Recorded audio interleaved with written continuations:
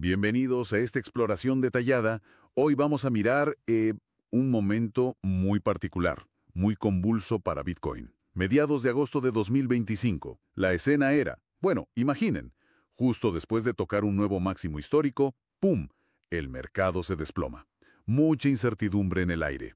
Exactamente. Es como dices, una postal casi desde el ojo de la tormenta financiera. Y para reconstruir esa imagen, nos vamos a apoyar en dos análisis, muy específicos del canal de YouTube de Jesús Navarrete. Son del 21 y 25 de agosto de 2025. Instantáneas, ¿no? De esos días tan frenéticos. Perfecto. Nuestra misión entonces es desempaquetar esos análisis. Queremos sacar las señales técnicas clave, entender cómo reaccionó el mercado, ver qué peso tuvieron las noticias, las operaciones grandes y, bueno, descifrar las estrategias de trading que se estaban manejando. La idea es pintar esa postal lo más vívida posible de cómo estaba el ánimo, el sentimiento del mercado, justo en ese instante. ¿Listos? Vamos allá. Empecemos con esa primera toma, la del 21 de agosto. Hay que recordar el contexto, ¿no? Justo antes, cerquita del 14 de agosto, Bitcoin había rozado ese máximo histórico espectacular, casi 124.531 dólares.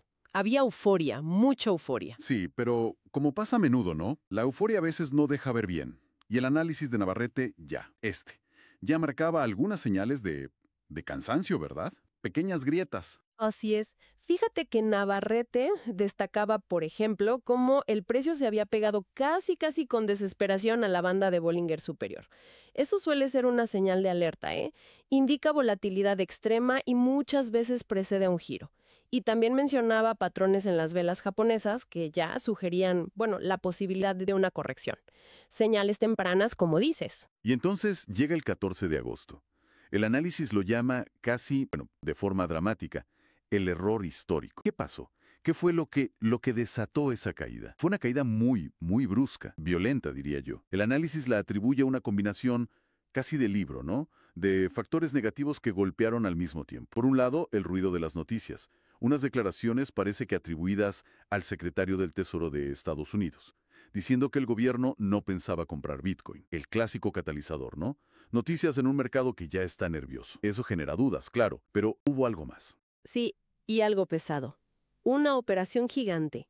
Se habló de una venta y luego una recompra de Bitcoin por unos 800 millones de dólares. Un movimiento de esos que llaman de ballena, ¿no?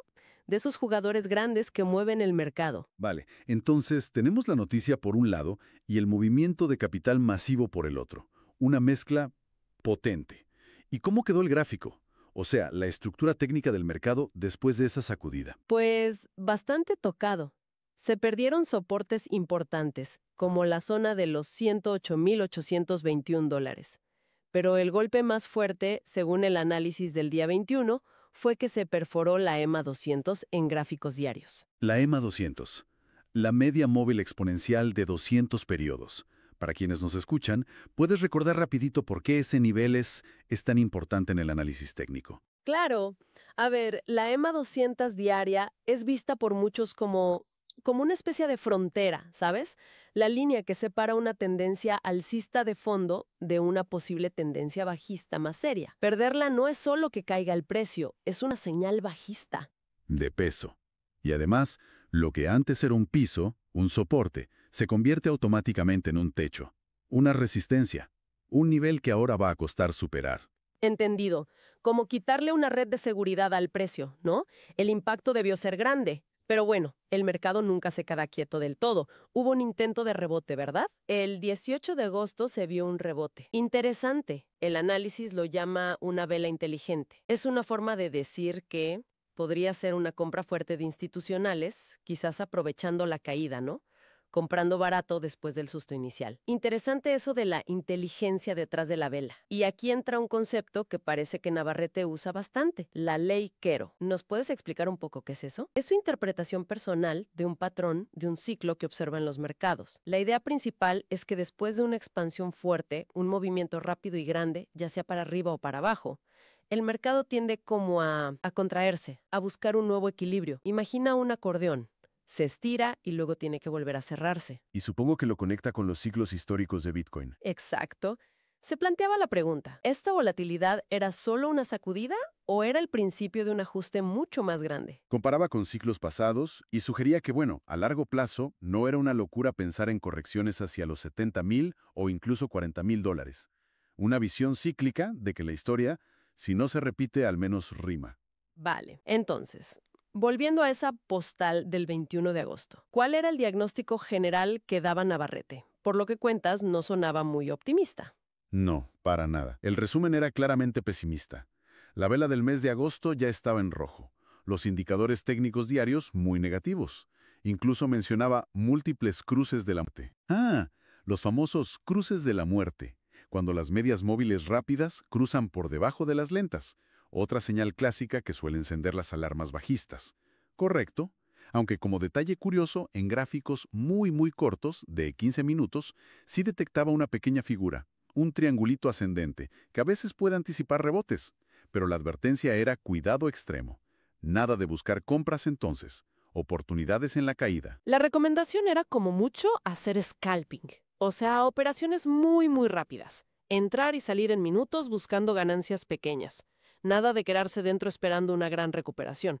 El riesgo se veía demasiado alto. El análisis técnico de ese día sonaba bastante duro. ¿Qué otros puntos destacaba? Señalaba que el precio estaba por debajo de niveles clave de lo que llama autocorrección de los meses anteriores. Este término, autocorrección, se refiere a los niveles de retroceso esperados dentro de un movimiento. Y en este caso, los niveles de las subidas de julio y agosto ahora actuaban como resistencias muy fuertes. Lo describía como un máximo perfecto, un techo muy difícil de romper. Y en gráficos horarios, bueno, la situación era descrita como catastrófica. Precio y bandas de Bollinger por debajo de la EMA 200 horaria. Un panorama muy bajista en esa temporalidad también. Con tantos soportes rotos, ¿cuál era el siguiente nivel clave a vigilar? La próxima parada posible. El foco estaba puesto justo en la EMA 200 diaria que mencionamos antes. En ese momento estaba sobre los 105,863 dólares. Parecía el sitio más probable al que iría el precio a corto plazo. Para ese día en concreto, el 21, esperaba un movimiento más bien lateral, ¿sabes? Un sideline, dentro de un rango entre 110,435 y 115,952. Y en medio de todo este análisis técnico, también se hablaba de factores externos, ¿no? Como la espera por lo que dijera el presidente de la Fed al día siguiente. Sí, el análisis consideraba cómo eso podía influir. Planteaba dos escenarios. El negativo, si las palabras de la Fed no gustaban y además se juntaban con un posible anuncio de recesión de Moody's, pues Bitcoin podría recibir otro golpe y caer hasta los 98,000 dólares. Perder los 100K era una posibilidad real. Y el escenario más optimista, que las declaraciones de la Fed, si caían bien, pudieran traer un poco de calma. Estabilidad temporal al menos. Pero lo que realmente llamaba la atención de ese análisis del 21 y que le da profundidad a esa postal era la visión a largo plazo de Navarrete. Era bastante provocadora. ¿Provocadora en qué sentido? Bueno, iba más allá del análisis técnico del día a día. Planteaba abiertamente que Bitcoin a largo plazo quizá podría perder importancia frente a otros tokens, ¿sabes? Sobre todo los ligados a nuevos estándares financieros como la norma ISO 2022, esta que busca modernizar los pagos globales. Uf, eso es fuerte. Sugerir que Bitcoin podría volverse secundario va un poco contra la corriente de muchos en el mundo cripto. Muy fuerte, sí, y para ilustrarlo, usaba una analogía histórica curiosa. Comparaba la situación con la caída del precio del aluminio en el pasado, para decir que quizás el 90% de los tokens que existían entonces podrían, desaparecer. Una visión casi apocalíptica para el ecosistema cripto de ese momento. ¿Daba muchas pruebas concretas para esa predicción tan drástica en el análisis? No entraba en súper detalle con la evidencia en ese análisis específico, más allá de la analogía y la mención a ISO 20022, pero sí dejaba clara su postura personal en ese momento. Él no estaba para invertir a largo plazo en Bitcoin, para hacer hodling. Estaba centrado en el trading activo, a corto plazo, veía demasiada incertidumbre de fondo y prefería sacar partido de la volatilidad del momento. Realmente interesante. Este análisis del 21 nos pinta un cuadro complejo. Indicadores técnicos gritando peligro, el impacto claro de noticias y ballenas, la sombra de los ciclos históricos, todo hirviendo en un mercado súper sensible. Totalmente. Es una instantánea perfecta de lo difícil que es navegar un entorno así. Refleja cómo el análisis técnico pudo, aunque lo necesites, a veces se ve superado por factores externos o por la psicología del mercado. Captura esa tensión, ese nerviosismo de intentar encontrarle sentido a todo en medio del ruido. Una postal desde el ojo del huracán, sin duda. Ahora, avancemos unos días. Tenemos otra instantánea. El análisis del 25 de agosto. Este parece más práctico, ¿no? Más centrado en operar. Exacto. Si el análisis del 21 nos dio el contexto, el diagnóstico general, el del 25 nos muestra cómo se aplicaba esa visión bajista en la práctica. Se enfoca en describir una operación específica de venta en corto, un short, que Navarrete hizo ese mismo día. Vamos al detalle. ¿Cómo fue esa operación corta? Que, recordemos, es apostar a que el precio va a bajar. La entrada fue cuando el precio andaba por los $112,093. La señal, lo que le hizo entrar, fue la ruptura hacia abajo de la EMA 50 en el gráfico de 15 minutos. Navarrete la describió como una señal muy fácil y masiva, que ocurrió durante lo que él llamó una rotación masiva de promedio. Rotación masiva de promedio. Suena técnico. ¿Podemos traducirlo un poco? Parece que se refiere a un momento en que el precio cruza de forma muy clara, con fuerza y volumen, una media móvil importante, en este caso la EMA 50 en 15 minutos. Sería como una señal de un cambio rápido y fuerte en el sentimiento del mercado a cortísimo plazo, confirmando la dirección bajista que ya esperaba. Entendido. Y dice que fue escalando la posición. ¿Eso qué quiere decir? Quiere decir que no metió todo el dinero destinado a esa operación de golpe. Fue añadiendo más a su apuesta bajista a medida que el precio confirmaba la caída, fijándose en las velas de gráficos aún más cortos, como el de 5 minutos. Se hace para controlar el riesgo y confirmar que la tendencia va en tu favor antes de meterlo todo. Y todo esto, recuerda, venía de análisis previos que hablaban de dobles autocorrecciones negativas, o sea, una falta de confianza total en cualquier intento de subida. Una de las partes que me parece más útil, sobre todo para quien opera, es cómo decidió cerrar la posición, tomar las ganancias. Salir bien a veces es más difícil que entrar, ¿no? Totalmente de acuerdo. Y el análisis del 25 le dedica tiempo a explicar justo eso. Sacó una ganancia de unos $2,300 sobre un movimiento total de unos $2,600 en esa operación. Lo interesante es, ¿por qué no cerró en cuanto vio la primera vela verde después de la caída fuerte? Claro, lo intuitivo sería pensar, vela verde, peligro, a salir. ¿Por qué no lo hizo? Su argumento fue que esa primera vela verde no era una señal real de que el precio fuera a darse la vuelta. Era simplemente una autocorrección de la vela roja anterior, o sea, un pequeño rebote técnico, casi un respiro esperado dentro del movimiento bajista principal, el swing, pero que no significaba que la fuerza vendedora se hubiera acabado. Cerrar ahí habría sido precipitado según su método. Entonces, ¿qué buscaba exactamente para darle al botón de cerrar? Buscaba señales más claras de que el impulso bajista, el swing, se estaba agotando. Miraba si las velas siguientes conseguían romper pequeños niveles de resistencia que se habían creado en las autocorrecciones anteriores. El cierre final lo hizo justo cuando el precio logró superar uno de esos pequeños niveles que había aguantado en las velas recientes. Esa superación para él validaba que el impulso bajista inmediato podía estar terminando. Así que salió, aunque curiosamente el precio luego bajó un poquito más, pero prefirió asegurar la ganancia siguiendo su sistema. Muy metódico, basado en la estructura del movimiento, no solo en el color de la vela. Después de esa operación, ¿cuál era su lectura del mercado ese día 25? ¿Había cambiado algo? Seguía siendo claramente bajista.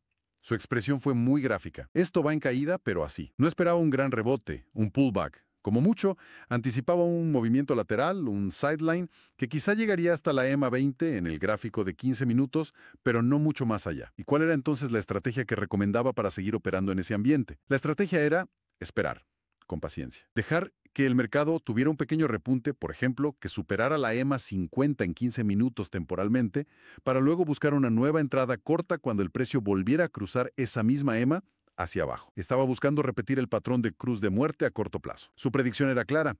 El mínimo reciente, la zona de los $109,000, probablemente se visitaría de nuevo. Me llama la atención cómo va adaptando las medias móviles que usa como referencia. No se casa con una sola, ¿no? Ese es un punto clave de su enfoque por lo que se ve en estos análisis. Explica cómo la media móvil importante cambia según la tendencia y la volatilidad del momento. Si en tiempos más calmados la referencia podía ser la EMA 200 diaria o luego la EMA 20 diaria. Para esta operación del 25, en plena caída, la guía fue la EMA 50 en 15 minutos, mucho más pegada al precio. Y si la caída se ponía aún peor, volvería a cambiar de referencia. Sí, indicaba que si la caída continuaba fuerte, incluso la EMA 50 se quedaría atrás, y la referencia clave pasaría a ser la EMA 20, también en 15 minutos. Y ya en un escenario extremo, de caída libre, podrían ser la EMA 9 y la EMA 3 las que marcaran el final del agotamiento bajista. Vinculaba esto a su concepto de secuencia Quero, como una cascada de cruces de medias, 3 sobre 9, 3 sobre 20, que iban marcando las fases del ciclo, hasta el cruce grande de 50 sobre 200. Y para tener la foto completa, combina distintas temporalidades, ¿cierto? Correcto. Menciona que usa gráficos de 1 minuto, 5, 15, 30, 1 hora hasta el diario. No para operar en todos, sino para confirmar las señales y ver dónde están las medias clave en cada marco temporal. Señalaba, por ejemplo, que para el 25 de agosto el precio ya estaba por debajo de la EMA 200 en muchas de esas temporalidades cortas. Y en el gráfico diario, el importante, el precio estaba por debajo de la EMA 50. La siguiente parada teórica era la EMA 200 diaria, sobre los $106,000. Y si se perdía ese nivel, bueno, los siguientes objetivos que mencionaba ya eran $90,000 y $74,000. Suena a que tiene una metodología muy estructurada. Insiste mucho en seguir modelos específicos. Si eso es recurrente, habla de los 5 modelos, que parece que pronto serían 6 modelos, que su equipo repasa todos los días. La operación corta que describió encajaba en uno de esos modelos, el de rotación de promedio. El énfasis está en la disciplina, ¿sabes?